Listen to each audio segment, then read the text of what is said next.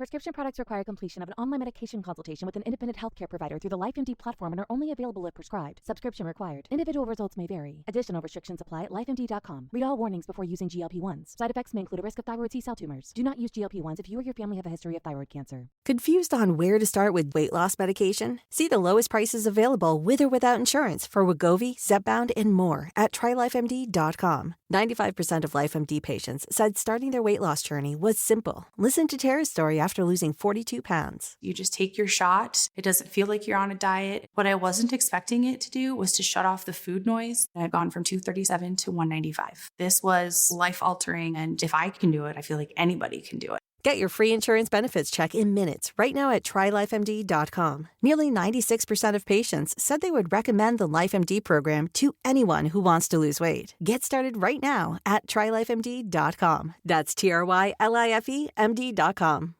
Welcome to the Deep Dive, where we plunge into a stack of sources to make you instantly well-informed. Today, we're unpacking a truly fascinating individual, someone who, despite living centuries ago, left a huge mark on literature, architecture, even our understanding of identity. His story reveals how, well, even way back then, radical self-expression could spark whole artistic movements and subtly reshape how we think about who we are. We're talking about Horace Walpole. You might know the name maybe from what's considered the very first Gothic novel, The Castle of Otranto, or perhaps from his really eccentric, very influential home, Strawberry Hill. Indeed. And Walpole was so much more than just, a writer and a builder. He was a key figure, really helped define an era. And his story still makes you think about how our inner lives, our deepest desires, can actually shape the world around us. Right. And to uncover these surprising insights, the enduring relevance of Walpole's world, we're diving deep into a rich stack of sources today. We've got everything from academic analyses of his work and his house, right through to his, massive personal correspondence. Our mission is to connect these seemingly disparate dots for you. So we've mentioned his impact, but to really get it, we need to understand the man himself. Who was Horace Walpole? The person who basically invented a genre. Well, Horace Walpole was born in 1717. He was the youngest son of Sir Robert Walpole, who, as you might know, was England's first prime minister. But what's really striking is the contrast. Despite his father's powerful political career, Horace consciously avoided that path. Yeah, and his personality sounds like it was really something else.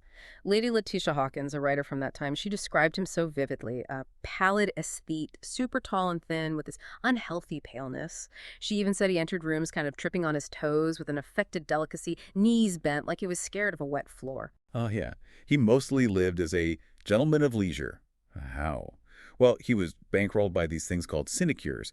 They were worth about £2,000 a year back then, essentially paid jobs requiring little or no actual work. He got those after a very brief stint as an MP for Collington, a place he apparently never even visited. So instead, he was a prolific collector, an antiquarian, and what they called a man of letters, deeply into scholarship, literature, that sort of thing. And his relationships sound just as interesting, especially that complex, maybe even fraught and jealous friendship with Thomas Gray. The poet, elegy written in a country churchyard. That's the one they did the grand tour together, 1739 to 41. Though Gray famously complained about Walpole's pedantry and dullness, and, funnily enough, his hogsheads of liquor and quantities of tobacco. Wow, sound like a fun travel companion. Maybe not for Gray. It's also really notable that Walpole was a confirmed bachelor. He actively avoided marriage his whole life, and he seemed to have this particular penchant for the company of old ladies and unmarriageable or disgraced noblewomen. This also extended to his circle of friends, his highly cultured dear friends, often men with similar sensitive tastes but maybe less social standing, who shared his, obsessions. Okay, so given this really unconventional personality, these passions, it maybe isn't surprising he poured that unique vision into something physical, like his home. So how did he turn a simple cottage into Strawberry Hill, arguably the most famous house in Georgian England? Well, Strawberry Hill started out pretty humble, actually. Walpole leased it in 1747. It was in Twickenham, which was quite fashionable then, near London. But the house itself was just a, nondescript suburban house, maybe even a simple cottage. Apparently, the property was first called Chopped Straw Hall. The story goes that a coachman there used to profit by feeding the Earl's horses bad hay and selling the good stuff. Chopped Straw Hall. Right. But Walpole saw something else entirely. He called it my little Gothic castle, right? Exactly. A little plaything, even a confection. He directly compared his project to Lord Burlington's big Neo-Palladian statement at Chiswick House nearby. But he said Strawberry Hill would be a model of Gothic. So less grand public statement, more playful personal expression. Makes sense. Precisely. And the aesthetic he went for was really unique for the time. It was this flamboyant experiment in Gothic revival. But it was all about the theatrical effect, creating this atmosphere he playfully called gloomth, a mix of gloom and warmth. It wasn't about accurately recreating medieval stuff. Our sources list specific things like papier-mâché friezes, Gothic-style wallpaper. Papier-mâché. Wow. Yeah. And fireplaces copied from medieval tombs, a special room called the Holbein Chamber, Dutch blue and white tiles, surprisingly maybe. And then mixed in with all this Gothic stuff, modern oil paintings, china, carpets. It was a total immersion, his own fantasy world. So how did other people react to this little plaything? Oh, they reacted. Lady Townsend apparently cried out, "Lord God, Jesus, what a house! It is just such a house as the Parsons, where the children lie at the end of the bed." Huh. Not exactly a compliment, I guess. Not entirely. Others called it a gingerbread castle, a Gothic mousetrap, or even a paper house. It definitely got people talking. Sounds like it. It really did. And another thing that stands out is his approach to collecting. He gathered over 4,000 objects there, and he cleverly merged two traditions: the virtuoso, who collected fine art for its beauty, and the antiquarian, who valued historically significant objects. So you had things like supposedly Queen Bertha's comb, a locket with Mary Tudor's hair. Wait, actual hair? Apparently. Yeah. And Francis I gilded armor, and even Dr. John Dee's black obsidian mirror, which is amazing because Walpole didn't even know its original use as an Aztec sacrificial mirror. Incredible, but it sounds like sharing his collection wasn't always easy for him. Not always. He loved giving personal tours to his posh visitors. But the hoi polloi, the general public, they got dealt with by his housekeeper for a guinea fee. He complained quite a bit. "I keep an inn, the sign, the Gothic castle," he wrote. And later, famously, "Never build yourself a house between London and Hampton Court. Everyone will live in it but you." Sounds like he got tired of the visitors. He definitely got frustrated, especially with what he called vulgar people, who see with the ends of their fingers. He tells a story about one group breaking his invaluable eagle's bill, part of some artifact, and then pocketing the broken piece to hide it. He was clearly quite particular. Very particular. Did this extend to the garden too? Oh, yes. The garden was also influenced by his grand tour. But he had a clear distinction. Gothic is merely architecture, he said, for the house. The garden, though, was meant to be riant, cheerful, embodying the gaiety of nature. He even chose Barbary sheep, just because their curled horns looked good with the winding paths. And the garden had a shell seat, designed by Richard Bentley, one of his close circle. Finding something like that tucked away. Walpole might have called it serendipitous. He actually coined that word. Serendipitous. Okay, that fits perfectly. It feels like the man who created such a theatrical, personal house would also, well, invent an entire literary genre. How did that creative spirit behind Strawberry Hill translate into the Castle of Otranto? Right, well, a key thing here is Walpole's playful ruse, as one source calls it. When he first published it in 1764, he claimed it was just a translation of an old Italian manuscript he'd found, supposedly from a Catholic family's library. He only admitted he wrote it himself in the second edition. And this whole literary hoax idea, it actually inspired other writers in the 18th century to do similar found manuscript framing devices. Adds to the mystique, you know. Absolutely. And our sources show he pretty much single-handedly created the Gothic fiction blueprint, all those elements we now recognize, like the castle setting itself. An old castle, secret passages, trapdoors, dark stairs, ruined bits, maybe linked to caves, creates that claustrophobic, mysterious vibe. Exactly. And then there's the mystery and suspense, that constant feeling of threat, fear amplified by the unknown. Often it's about, like, unknown parentage or events you just can't explain. And the ancient prophecy, that obscure prediction linked to the castle or the family, like the one in Otranto saying the castle shall pass from the present family whenever the real owner shall be grown too large to inhabit it. Very spooky. Very. Plus, you have omens, portents, visions, disturbing dreams, weird happenings like statues falling over, all foreshadowing doom. And of course, the supernatural or inexplicable events, ghosts, like Alfonso's giant spectral form. Or that massive helmet falling from the sky and crushing Conrad at the start. Right. Or inanimate objects coming alive, like the portrait of Manfred's grandfather sighing and stepping down from the frame. Imagine reading that for the first time back then. It must have been shocking, which leads right into the next element. Yeah. High, overwrought emotion. Characters are just constantly overcome by anger, sorrow, surprise, terror, lots of dramatic speeches, gasping for breath, panic. Like that servant who comes running back, breathless, in a frantic manner, his eyes staring and foaming at the mouth. It's not subtle stuff. Definitely not. And often caught up in all this are the women in distress.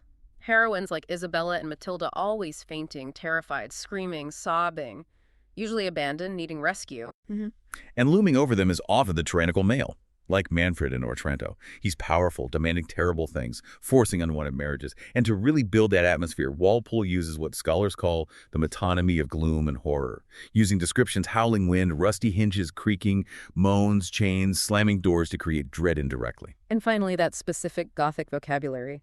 Words chosen to ramp up the fear and mystery. Enchantment, haunted, prophecy, anguish, shrieks, wretched, horrid. He really built a whole toolkit. He absolutely did. If I quickly summarize the plot of Otranto, you'll see all these elements in action. It kicks off with Conrad, Manfred's son, being crushed by that giant helmet just before marrying Isabella. Manfred, terrified by the prophecy, decides he needs to divorce his wife Hippolyta and marry Isabella himself to get a new heir. Lots of supernatural stuff happens, animated portraits, Alfonso's ghost. Isabella escapes Manfred's clutches with help from Theodore, who turns out later to be the real heir. Then, in a rage, Manfred accidentally kills his own daughter, Matilda, thinking she's Isabella. Finally, Alfonso's ghost appears properly, destroys the castle, confirms Theodore is the rightful heir, and Theodore ends up marrying Isabella. It's wild. It really is. And it's a good point to distinguish Walpole's style. It really established terror, that suspense is in the unknown, the supernatural threat. Right, more psychological. Exactly. Rather than horror, which tends to be more about, gore and violence, he created a blueprint for suspense. Okay, that's a fascinating dive into his creative work. But let's loop back to Walpole himself. How did his personal identity, his unique way of being, connect with all this creative output? This is where some really insightful recent scholarship comes in. One view from our sources suggests Walpole and his close circle were actually among the first members of what's been termed the third sex, basically, homoerotically inclined man in 18th century England.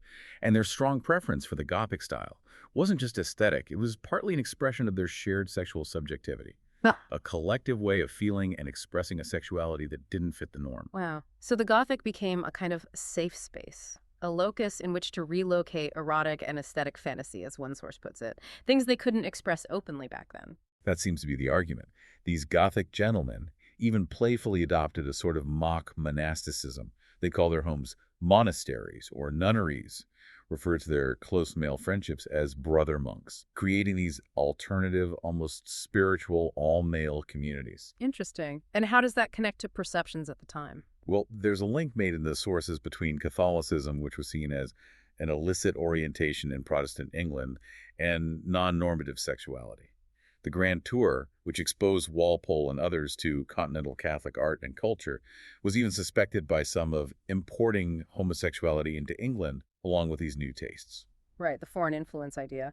Our sources also mention queer family romances. What's that about?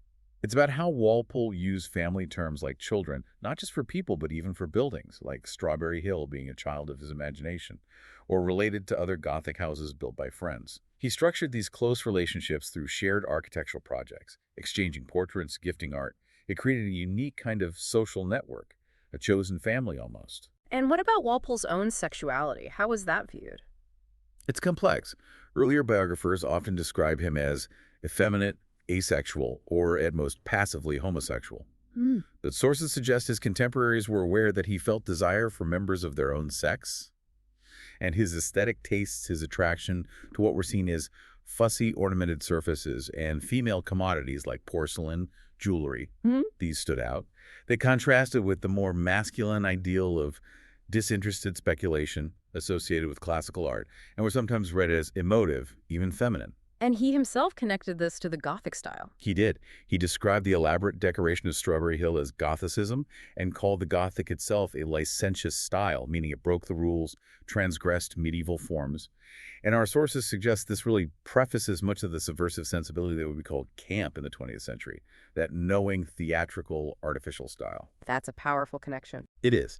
And it's important to mention the lacuna, the gap in some histories, the stories of women in his circle, like his niece, Anne Damer. Sources describe her, using the language of the time, as someone who apparently liked her own sex in a criminal way. She represented a kind of sexual alterity, a different sexuality, that Walpole seemed to recognize and feel a connection with. So, bringing this all together, looking back from today. It suggests that the sexual cultures of Walpole's world, these networks and ways of expressing identity, actually invigorated some of the dominant ideas of homosexuality and homoeroticism that would only be formally defined and categorized much later on.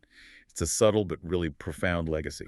Wow. So we've really covered a lot of ground with Horace Walpole, from, the peculiar son of a prime minister to the creator of this fantastical Gothic castle and the inventor of the Gothic novel itself. His cultural legacy is just immense, isn't it? He pioneered this kind of imaginative self-expression in building, collecting, writing, things that still inspire people today. You can trace his influence from Victorian town halls all the way to modern horror movies.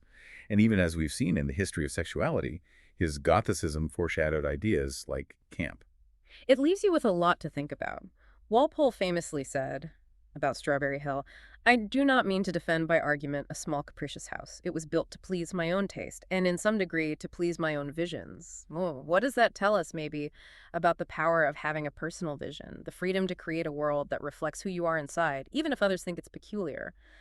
How much of your own world, you might ask yourself, is built to please your visions?